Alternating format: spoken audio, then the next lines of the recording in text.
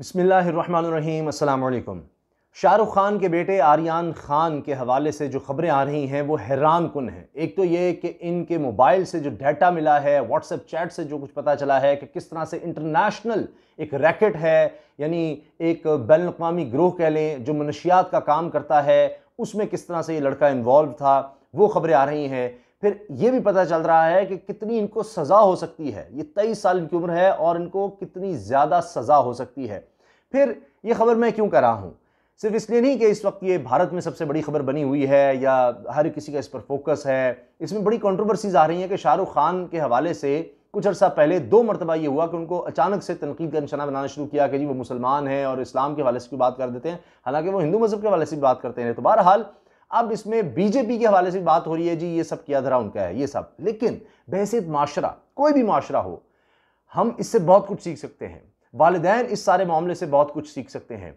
तभी तो फहद मुस्तफ़ा जो पाकिस्तान के मशहूर आर्टिस्ट हैं, गेम शो भी करते हैं, उन्होंने भी इस मामले पर एक बड़ी अहम बात कर दी है। तो यानी पाकिस्तानी सेलिब्रिटीज भी इस चीज को देख रही हैं और इससे सबक हासिल करने की बात कर रही हैं कि वो लोग कि जो हर तरह की आसाइश, हर चीज, यानी अमीर तरीन लोगों में शामिल हैं। शाहरुख खान भारत के अमीर तरीन स्टार्स, मशहूर तरीन शख्स और इतना ज़्यादा फ़ैन फॉलोइंग, लेकिन उनके अपने घर में क्या हाल है, उनका बच्चा क्या कर रहा है, ये रेव पार्टीज़ क्या चीज़ है जिसके बारे में बीबीसी लिख रहा है, सबसे ज़्यादा पढ़ी जाने वाली खबर है। इन सब पर हम बात करेंगे। तो पहली चीज़ तो ये कि जो चीज़ें सामने आ रही हैं उसमें एक तो ये है कि जी बैनुल-अक़वामी मनशियात फ़रोशों से ताल्लुकात थे ये शाहरुख खान के बेटे के।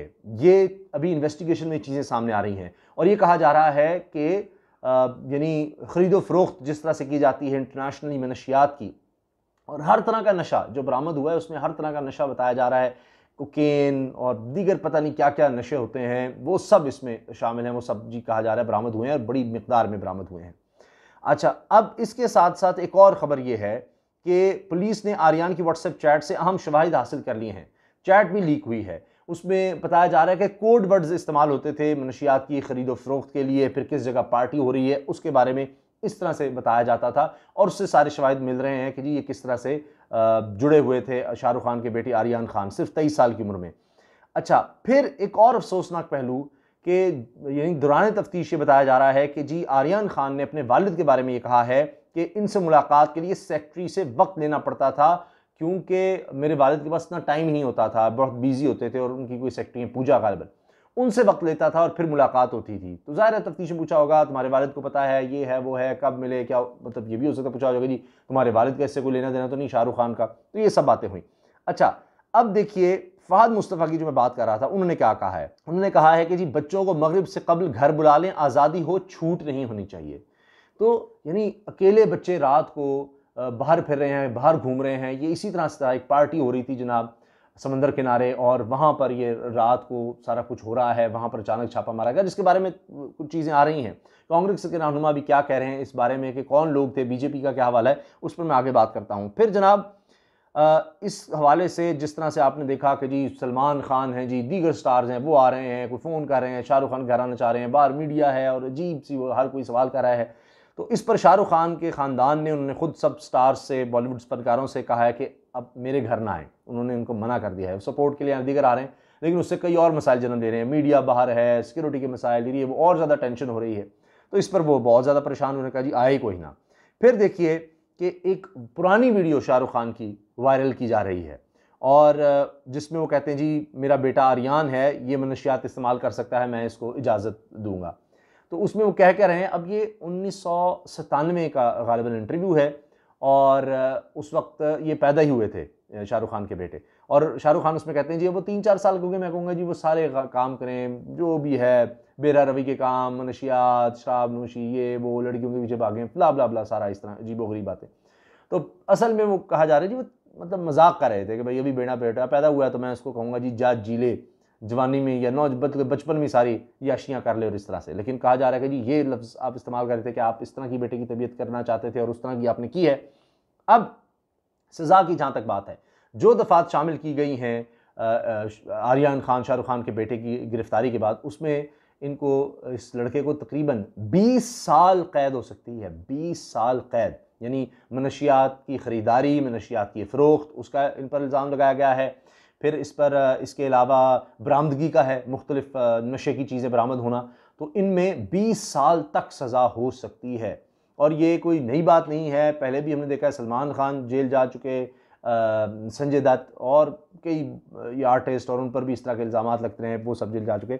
अभी तो ये भी पता चलता है कि जी कई बॉलीवुड के स्टार्स जो हैं उनकी कभी खुदकुशी की खबर आ जाती है, वो भी ड्रग्स में इन्वॉल्व थे और ज़हनी सुकून नहीं उनको था, डिप्रेशन के मरीज़ थे, आए दिन कोई ना कोई खुदकुशी की खबर आ जाती है, कभी मनशियात की खबर आती है, बड़े बड़े स्टार्स की आती रहती हैं, ये कोई नई बात नहीं है। लेकिन शाहरुख खान के बेटे की इस नौजवानी में ये सब आ गया तो वो अब इस वक्त हाईलाइट हुआ है। अच्छा, बीबीसी में जो सबसे ज़्यादा चीज़ पढ़ी गई, आप अंदाज़ा लगाइए, अब ऐसे ही तो नहीं पढ़ी जा रही, सब लोगों का इस तरफ हुआ कि ये क्या है, हुआ क्या है कि हाई सोसाइटी में कितना गंद है, मनशियात, रक्स, मौसीकी और सेक्स। इंडिया की रेव पार्टियों में क्या कुछ होता है, ये इंडिया का जो हाईएस्ट लेवल का कल्चर कह लें, पैसे वाले हैं वो क्या करते हैं, ये रेव पार्टीज़ हैं। रेव पार्टीज़ ही वैसे तो अगर डिक्शनरी में मैंने जब देखा है तो इसमें कहा जाता है जहाँ कोई इलेक्ट्रिक म्यूज़िक होता है अजीबोगरीब किस्म का और लेज़र से वो सब कोई माहौल बनाया जाता है ये वो। लेकिन बीबीसी की रिपोर्ट जो है वो ये कहती है जी इसमें हर तरह का गलत काम होता है, ये बड़ी महदूद किस्म की पार्टी होती है, ख़ास लोग इसमें आते हैं, इसमें बड़े पैसे वाले आते हैं और इसमें आने के लिए आपके पास बड़ा पैसा होना चाहिए और हर तरह की चीज़ वहाँ पर अवेलेबल होती है। ये कभी 24 घंटे तक रहती हैं, कभी 2-2 3-3 दिन तक ये पार्टियाँ चलती रहती हैं। दूर दराज का इलाका ढूंढा जाता है जहाँ पर कोई पुलिस ही ना आ सके और बड़े ख़ास लोगों को बुलाया जाता है, फिर बाकायदा एक ग्रुप बनाए जाते हैं ताकि किसी को पता ना चले, कोई मुखबरी वगैरह ना हो जाए। इस तरह की चीज़ें होती हैं और उनमें फिर ये म्यूज़िक इस तरह का लगाया जाता है जिसमें बोल कम होते हैं। ये बीबीसी की सारी रिपोर्ट है और उसमें फिर ज़हनी हिजान जो है वो और ज़्यादा बढ़ता है, नशे की हालत में और ज़्यादा आप उसमें जाते हैं और ये सब कुछ होता है। तो ये इसी तरह की एक पार्टी थी जी जो समंदर किनारे हो रही थी एक शिप में और इस तरह से सब बताया गया। वहाँ पर छापा पड़ा तो ये सब लोग गिरफ्तार हुए, 10 जिसमें शायद लड़कियाँ बताई जा रही हैं।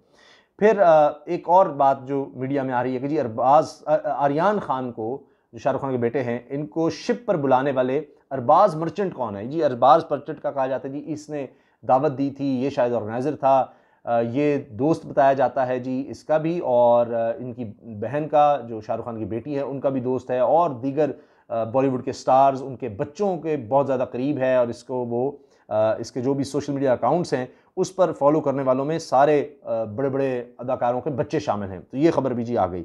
इसी से जुड़ी और खबर देखिए आप, मतलब भरी पड़ी हैं खबरें कि शाहरुख खान के बेटे की गिरफ्तारी के पीछे बीजेपी का हाथ होने का इंकशाफ। अब ये कहा जा रहा है कि जी जो लोग इनको पकड़ कर लेकर आए हैं वो एंटी नार्कोटिक्स फोर्स वाले नहीं थे शुरू में, बल्कि उनमें एक बीजेपी का कोई शख्स था जो अपने आप को ओहदेदार बताता है इलाके का और एक प्राइवेट मुखबिर जो इस तरह के काम करता है जासूसी वगैरह और पैसे लेकर शायद इस तरह से। तो ये इसके पीछे बीजेपी है जी, ये बदनाम करने के लिए। वो आरएसएस आइडियोलॉजी के जी मुसलमान चाहे वो यानी उस तरह से इस्लाम पर अमल दरामद नहीं भी कर रहे और वो बिल्कुल एक सोसाइटी में, सेकुलर सोसाइटी में रच बस भी गए हैं, फिर भी उन मुसलमानों को भी बर्दाश्त नहीं किया जा रहा। तो इस तरह की बातें भी हो रही हैं। अच्छा जी, आर्यान की गिरफ्तारी के वक्त क्रूज शिप पर नामवर बॉलीवुड अदाकार की बेटी की भी मौजूदगी का इंकशाफ हुआ है, लेकिन अभी तक जो खबरें आ रही हैं उसमें ये चीज़ें नहीं बताई गई कि जी ये अदाकार या इसकी बेटी ये कौन है, क्या है, वो ज़्यादा नहीं बताया गया। आर्यान ने वक्त गुजारने के लिए एनसीबी से क्या दरख्वास्त की? अच्छा, ये खबर आई और इसमें बताया गया जी पहले उनको खाना शाना को उसने स्पेशल मांगा या जो भी गिरफ्तार हैं लड़के सारे ये बड़े अमीर लोगों की औलाद हैं। तो अब उसमें ये है कि फिर इसने वो तो नहीं दिया गया कुछ, जो भी जिस तरह का खाना ये चाह रहे थे, फिर किताबों का इन्होंने कहा कि वक्त गुजारने किताबें दी जाएँ, वो इनको मिल गई हैं। फिर ये भी पता चला कि तफ्तीश के दौरान रोना धोना काफ़ी किया है जी आर्यान ने। जब गिरफ्तार किया गया इनसे पूछताछ हुई, बड़ी काफ़ी घबराए हुए थे, परेशान थे और रोना इन्होंने बहुत ज़्यादा शुरू कर दिया ज़ारो क़तार, और ये सब खबरें आई हैं। तो ये सारी खबर बताने का मकसद ये है कि दौलत, इस तरह की शोहरत, इस तरह की फ़ैन फॉलोइंग, शायद हर कोई ये चाहता है, ये इंसानी जिबिल्लत है, मशहूर होना, पैसा और ये सब। तो इस तरफ इंसान भागता है और ये इतने बड़े स्टार्स हैं, इन जैसा होना चाहता है हर कोई और पता नहीं कितने पैसे और दौलत के पीछे भागना। लेकिन क्या ज़िंदगी है ये? तो आप सोचिए कि सब कुछ ये नहीं है और इसीलिए हमारा जो दीन है वो इतना खूबसूरत है कि वो हमें एक सही बैलेंस्ड लाइफ, म्यान रबी की ज़िंदगी, एक खूबसूरत खुशहाल ज़िंदगी गुजारने की तरबियत देता है। यानी वो सिर्फ़ एक मज़हब नहीं, दीन है, यानी तर्ज़ ज़िंदगी है। तो अल्लाह ताला सबको अपने हिफ्ज़-ओ-मान में रखे, सबकी औलादों को अल्लाह ताला औलाद का किसी को गम ना दिखाए। माँ बाप तो हर कोई कोशिश करते हैं अपने बच्चों की अच्छी तरबियत करने की, तो अल्लाह ताला तौफ़ीक दें कि हर वालिदैन, सब वालिदैन अपने बच्चों की अच्छी तरबियत कर सकें और किसी को अल्लाह ताला अपनी औलाद का गम ना दिखाएँ। तो ये दुआ करनी चाहिए। तो बहरहाल ये सबक आमूज़ है। ये असल ख़बर बताने का मकसद ये है कि ये मेरे लिए, आपके लिए, हर तरह की सोसाइटी के लिए ये एक सबक है कि हम ये ना, मैं अपने आप को कह रहा हूँ कि जी भागते रहें हम, और पता लगे हमारा ख़ानदानी निज़ाम जो है वो तबाह हो रहा है, हम पता नहीं दौलत और शोहरत और पता नहीं किस चीज़ के पीछे भाग रहे हैं, मादी ज़िंदगी के पीछे भाग रहे हैं, और उसमें हम सुकून तो फिर नहीं है। तो ये देख लें आप, वरना इन लोगों की ज़िंदगी में है क्या? आप इस बारे में क्या कहते हैं? मुझे आपकी राय का इंतज़ार रहेगा। अल्लाह हाफ़िज़।